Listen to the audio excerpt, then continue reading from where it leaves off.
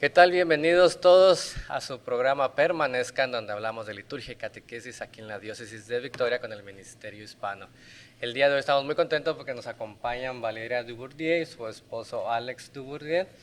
Ellos son de aquí, de la Diócesis de Victoria, actualmente en la parroquia de Bay City. ¿Es correcto, verdad? Correcto, sí. Entonces, ellos nos van a platicar un poco el día de hoy sobre su experiencia, sobre su testimonio de ver crecer a su hijo en la fe, pero sobre todo que su hijo ha decidido ingresar a la formación del seminario. Entonces, ya hemos hablado con Philippe Dubourdieu antes acerca de su proceso, ¿verdad? Su testimonio, pero es muy importante también tener en mente qué es lo que pasa en la familia, qué es lo que sucede cuando alguien decide o les dice a sus papás, ¿saben qué? Pues he decidido entrar al seminario, ¿verdad? Entonces el día de hoy vamos a tratar aquí de escuchar este testimonio, hacer algún tipo de preguntas para ver cómo nos puede ayudar esto a crecer en la fe de nuestras familias. Entonces, pues muchas gracias por estar el día de hoy. Claro que sí. Quisiera que nos platicaran un poquito su experiencia, cómo llegaron a ese punto en el que Philippe dijo, ¿saben qué? Quiero entrar al seminario. ¿Cómo fue su experiencia creciendo en la fe, etcétera? ¿Qué nos podrían platicar?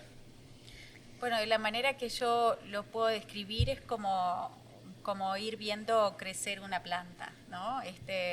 Desde la semilla, que creo que la primera en plantar esa semilla en el corazón de Philippe fue su abuela, la mamá de Alexis, porque él iba mucho a la iglesia, ella hacía los arreglos florales, y él iba mucho con ella y a él le encantaba ir a la iglesia. Entonces, nosotros años después tuvimos nuestra conversión y trajimos la fe al hogar y obviamente nuestros hijos fueron expuestos a la fe de una forma diferente por primera vez y a partir de ahí, en el caso en particular de Philippe, se iba enamorando de Dios con nosotros. Entonces, nuestros otros hijos eran más chicos, pero lo hemos visto crecer en su fe de a poco, como realmente como una plantita que va creciendo, ¿no? Muy bien. Entonces, ya hemos platicado en otros podcasts, ¿verdad? Cómo la situación, ustedes son de Uruguay, ¿verdad? Entonces, cómo allá se experimenta la fe un poquito diferente, ¿verdad? A lo mejor no es tan fuerte como alguien en México, que regularmente todo el mundo es católico y crecen en un contexto católico, ¿verdad? Entonces, Philippe fue desarrollándose, comentaba usted que fue un poco más por parte de sus abuelos, ¿verdad? Donde recibieron esta fe. ¿Cómo puede distinguir la fe de él o ese crecimiento tanto en Uruguay como ahora aquí en Estados Unidos? ¿Vio algún tipo de diferencia, más acercamiento? ¿Sienten ustedes que eso involucró o ayudó a que decidiera entrar al seminario? Sí, yo creo que sí. Él realmente, cuando nosotros nos vinimos hace 20 años, él tenía 4 años apenas, ¿no? Él vivió muy poquito en Uruguay, pero ya desde esa edad iba muy seguido con su abuela, ¿no?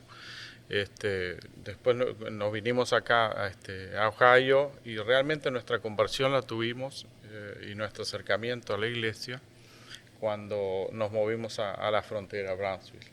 Okay. Y eso yo creo que fue como familia, digo que tuvimos nuestra conversión y vivíamos integramos la comunidad ahí de Divina Misericordia y demás, y eso fue desde muy chiquito. Él como que ya se veía que traía esa inquietud y ese amor por... ¿Se imaginaban ustedes que en algún momento podría llegar a decirles estoy interesado en el sacerdocio por esa inquietud que veían ustedes crecer en él? Yo creo que sí lo hablamos, digo, sí, muchas veces sí, increíblemente. Entonces, ¿cómo podrían platicarme o para que los demás, ¿verdad?, puedan enterarse? ¿Cómo fue esa preparación para saber que a lo mejor uno de sus hijos podría decidir entrar al seminario? ¿Cuál fue esas pláticas que tuvieron, ya sea entre ustedes como pareja o con él? ¿Se le inculcó a él esta vocación como una opción? ¿O cómo fue ese proceso de familia, verdad? Sí.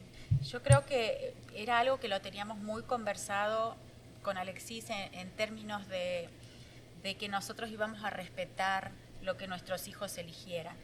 porque creemos realmente en eso. Entonces, después de nuestra conversión, obviamente que la opción a que de repente alguno de ellos pudiera tener la vocación también estaba en la mesa, ¿no? Entonces, pero que ellos tenían que perseguir lo que los hiciera feliz.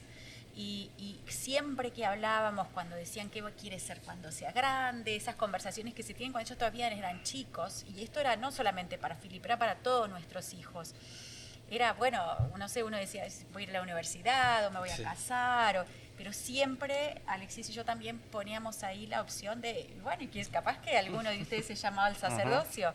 Entonces también fue algo, una semilla que se plantó como una posibilidad, no solamente para Philip, sino para nuestros 3 hijos varones, que hasta el día de hoy los siguen escuchando, ¿no? Cuando hablamos de opciones, esto es un llamado de Dios y lo pueden tener o no, pero para nosotros fue muy natural proponerlo como una opción que podría llegar a suceder. Okay. Entonces, pues hubo toda esta maduración, podríamos decir, de la vocación, tanto como familia como con Philip, que fue el que decidió, el que sintió el llamado, ¿verdad? Pero una cosa es lo bonito de la teoría, de platicarlo, y otra cosa es cuando ya les dice, ¿saben qué? Siento el llamado, quiero entrar al seminario. ¿Qué pasó por sus mentes? ¿Qué pasó en su familia? ¿Cómo fue ese momento a lo mejor de shock, de decir, pues lo hemos estado hablando, lo hemos estado promoviendo, pero ahora ya es una realidad, ¿verdad? Ahora mi hijo ya se me va de la casa. ¿Cómo fue ese proceso? ¿Vivieron algún tipo de duelo? ¿Vivieron algún tipo de preparación para el hijo que se va de la casa? ¿O qué fue que pasó? Y bueno, fue una gran emoción. Es algo que para nosotros es un regalo que algunos pocos tienen y algunos pocos dicen que sí, ¿no? Entonces pero como hubiera sido, sabemos que es su felicidad y es pero sí, siempre en el fondo uno está más preparado para, ¿no? Que un hijo se va a casar, va a estudiar, nos va a dar nietos o distintas cosas, ¿no? Pero, y uno en el fondo piensa, ¿no? Bueno, va a elegir esta vida, va a estar solo hasta el final. Digo, sí hubo muchas inquietudes, ¿no? Pero hasta que uno se da cuenta que, bueno, su matrimonio va a ser con Dios y nunca va a estar solo. Su familia, la comunidad, la gente que lo quiere y lo va a cuidar, digo, es enorme, ¿no? Entonces, siempre estuvimos tranquilos. La verdad que no, en mi caso no hubo ningún tipo de duelo, sino a partir de ahí comenzamos a acompañarlo y cuando lo llevamos al seminario y demás, pero vivimos mucho todo su proceso, nos compartió mucho y fue la verdad que muy lindo. Sí, yo personalmente recuerdo el día que nos dio la noticia, lo tengo, y una de las cosas muy particulares fue que él ya había hecho todo lo que tenía que hacer. Él ya había hablado con la diócesis, él había hablado con el encargado de vocaciones en ese entonces, el padre Dan. Él vino casi que, no vino, lo estoy pensando, vino a decirnos, tomé esta decisión y se las quiero compartir. Y recuerdo que nos dijo, no me pregunten cómo sé, simplemente lo sé, que esto es lo que quiero hacer con mi vida, ¿no? Quiero entrar al seminario, ser un sacerdote y servir al pueblo de Dios. Entonces fue, como dice Alexis, una emoción enorme para nosotros y ha sido simplemente ahora acompañarlo en cada momento, dándole nuestro apoyo. Pienso que esa es una palabra muy, muy importante, ¿verdad? El acompañamiento en todas las vocaciones, ¿verdad? Ya sea de la vocación del matrimonio, a la soltería o al sacerdocio. A lo mejor no podemos entender, nosotros podemos sentir, pero no podemos entender, ¿verdad?, lo que la otra persona siente, lo que la otra persona ha decidido. Entonces, es muy importante acompañar a las personas en su vocación. Quién sabe si realmente esa es su vocación o no. Es un proceso de discernimiento, pero acompañarlos en ese proceso, no hacer el discernimiento por ellos, sino dejarlos que ellos sean su discernimiento, pero estar ahí para escucharlos, para escuchar sus preocupaciones, para escuchar sus miedos y apoyarlos como padres, ¿verdad? Que son. Exacto, porque siempre está, ¿verdad? Siempre de alguna manera se contempla en cualquiera de nuestros hijos que en la decisión de vida futura que ellos quieren para ellos, puedan hoy decir quiero esto y mañana pueda cambiar.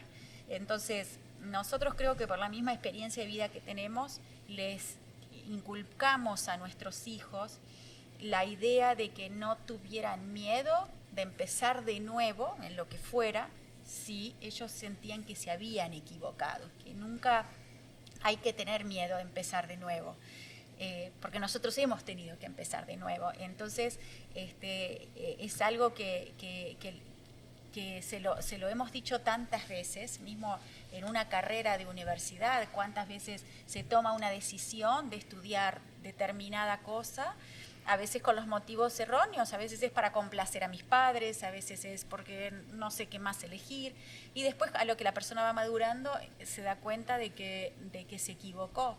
Entonces siempre les decimos, si se equivocan, porque el trabajo o lo que uno hace es algo que hace toda la vida, ¿no? Entonces que puedan buscar esa felicidad en lo que ellos elijan, ¿verdad? Era muy importante para nosotros comunicar. Y eso es algo, yo creo que muy importante, porque muchas veces pues uno desde la perspectiva de hijo quiere que los padres estén orgullosos de uno, ¿verdad? Y muchas veces si nos llegamos a equivocar lo podemos ver como un fracaso.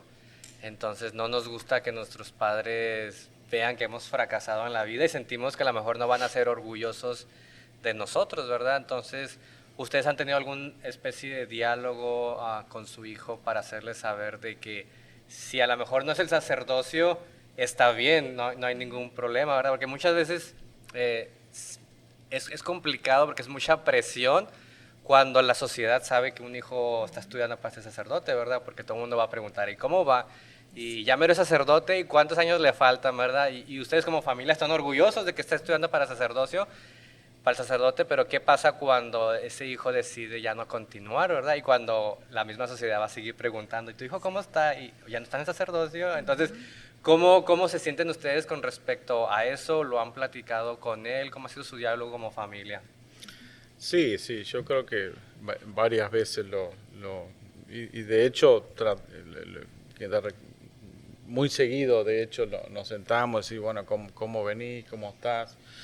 Pero por las dos puntas, ¿no? Una, porque si no es su vocación va a ser muy infeliz, ¿no? Si él prosigue con eso, y seguramente Dios tampoco quiere que prosiga. Entonces nos da mucha paz también, ¿no? Saber que no va a estar en el lugar equivocado y que pueda darse cuenta y todo el apoyo de lo que él quiere hacer, ¿no? Eso es con él, igual como dijo Valeria, con él o con cualquiera de nuestros dos hijos, ¿no? Digo, eso el apoyo por perseguir su felicidad va a ser siempre, ¿no?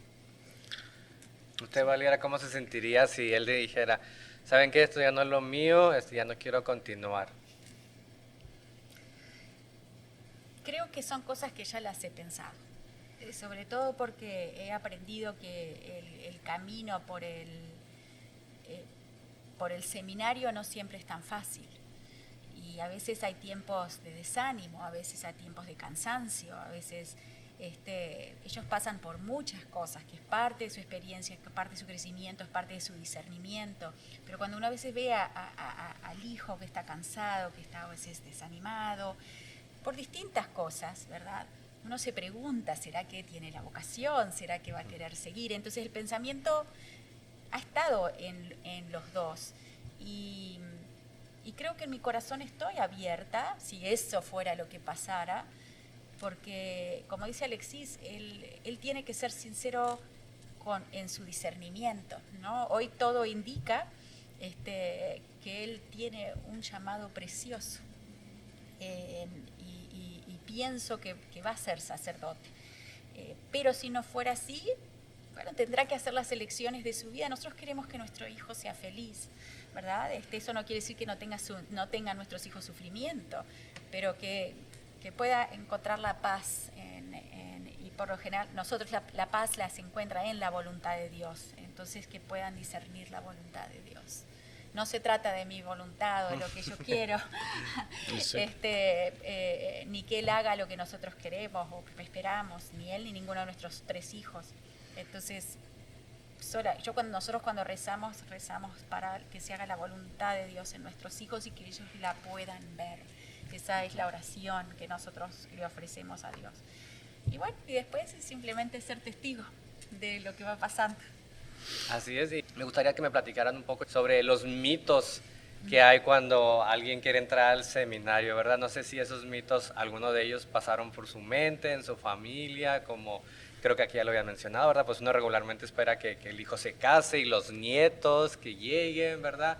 O también lo comentaron un poquito de que va a estar solo por toda la vida. Entonces, no sé si alguno de estos mitos estuvieron con ustedes o que nos pudieran platicar un poquito sobre eso. Bueno, yo pienso que muchos de los mitos estuvieron en familiares de nosotros, ¿no? Como, por ejemplo, porque por un lado está la familia inmediata, nuestros hijos y nosotros, y por otro lado están los abuelos, los tíos, ¿verdad? Que para nosotros todos ellos son tan importantes.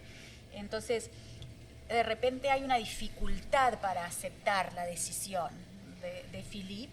Entonces ese era como un reclamo de repente de algunas personas de tú le estás imponiendo esto o va a ser infeliz, nunca le vas a dar la chance de que tenga hijos, como si fuera mi responsabilidad, ¿no? Pero bueno, un poco como que había sido impuesto. Okay.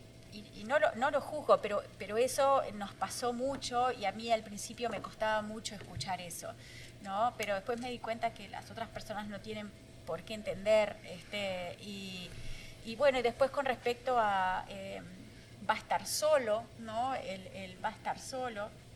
Quizás bien a principios eran cosas que se pasaban por mi mente, pero después cuanto más lo conversábamos, nos damos cuenta que eso era un mito, ¿no?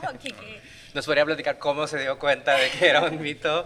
Porque está rodeado de gente. Y tiene gente yo me encuentro con gente y me pregunta por él y que están rezando por él. Entonces, todo eso es sentir que hay tanta gente que lo quiere. ¿Qué puede ser más importante para los padres que saber que hay otras personas que quieren a tus hijos, ¿no? Que oran por tus hijos? Entonces es un regalo de abundancia para nosotros.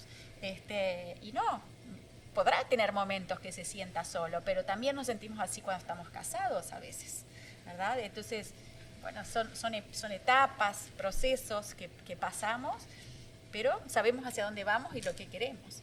Seguro, él se fue muy, muy joven, ¿no? Del high school se fue directamente al seminario, ¿no? Que uno diría, bueno, date chance de decir, bueno, vivir la vida universitaria, de, yo qué sé, salir de fiesta o de distintas cosas, ¿no? Tener novia. Y bueno, después haces tu discernimiento, ¿no? Digo, como que tenés que conocer un poco el mundo real fuera de... pero bueno, son pensamientos que uno tiene, pero igual realmente nos ubicó muy rápido o lo vimos que ese era su lugar y su llamado y bueno. Y en relación con sus hijos, ¿cómo fue, como ellos, no sé si estaban muy pequeños, si entendieron realmente lo que era la vocación al sacerdocio, si la relación con su hermano siguió siendo la misma? ¿Nos podrían platicar un poquito sobre ellos? Sí, yo creo que la entendieron, digo, pero bueno, enseguida ya lo veían, automáticamente lo pasaron a ver como el sacerdote y el que nos va a dar consejos y nos va a estar casi que confesando, ¿no? Tenían esa percepción de, pero sí, familiarmente, digo, fuera de él ser un seminarista, se siguió una vida normal, ¿no? De hermanos y padres y estudiantes, digo, fue... no fue yo creo un escollo, hay un problema con los hermanos. Sí, al principio sí, como que estaban muy choqueados, ¿no? Mucho más que porque bueno, como que no podían creer que había tomado esa decisión, pero también en el fondo eso como que sabían que algo había, que había una posibilidad, sí. Pero muy bien. Sí, yo pienso también un poco como dice Ale, creo que lo respetan su decisión, y una de las cosas que le doy mucho crédito a Philippe es que él siempre cuando volvía a casa quería estar con sus hermanos. Okay. Entonces invertía tiempo en estar con ellos, de hacer cosas juntos, o de jugar videojuegos juntos, o hacer cosas juntos. Entonces pienso que eso fue algo muy, y sigue siendo muy especial. Él quiere venir a casa, convivir como nosotros, así como hemos sido siempre, con sus hermanos también, pero siempre como que a él le gusta poner a sus hermanos abajo del ala, ¿no? Como que somos los tres hermanos. Entonces, él ha sido muy especial en eso. Entonces, eso también ha ayudado. Después, pienso que el proceso en sí de cada hermano, no sé si lo pudiera decir. Claro. Creo que es un proceso que va por dentro de cada uno, pero se quieren tanto entre ellos. A veces para mi hijo más chico, cuando Philippe viene con un amigo seminarista, y yo noto de que hay un poco de tensión, porque probablemente él quiere como que eso de estar con él solo, pero bueno, es adaptación para todos y tolerancia también. Pero normal, totalmente normal. Philippe viene a casa y él es siempre él es, y bueno, nos encanta tenerlo cuando viene del seminario. ¿Nunca se ha dado como entre los hermanos, pues él es el sacerdote, él es el favorito de los papás? ¿Nunca se ha dado ese tipo de...? Y yo creo que lo han pensado los hermanos de repente, ¿no? Pero no... Pienso que lo pueden haber pensado, pero realmente sí, no creo que hayamos dado pie para eso. Sí, no sentimos que es un hijo favorito. Sí. Sentimos que tiene una vocación que de repente no la tiene tanta gente, y eso hace que se destaque un poquito más en términos de... Philippe recibe mucha atención de gente, ¿no? Okay. De personas que oran por él, que le dicen, que le mandan cartas. Entonces, no lo sé, pero me imagino que de repente los hermanos sienten que él recibe todo eso y de afuera, ¿no? Y no tanto los demás. Uh-huh. Entonces, realmente no lo sé. No sé cómo es exactamente el proceso de eso. ¿Algún otro consejo que nos quisieran dar el día de hoy? ¿Algún tipo de mensaje para aquellas familias que a lo mejor ya tienen una vocación, o a lo mejor que piensan que alguno de sus hijos pueda tener una vocación, o que alguno de sus hijos les haya mencionado que a lo mejor les gustaría, ¿verdad? ¿Algún tipo de consejo que les gustaría dar? Bueno, a mí me gustaría poder hablarle a los padres en general.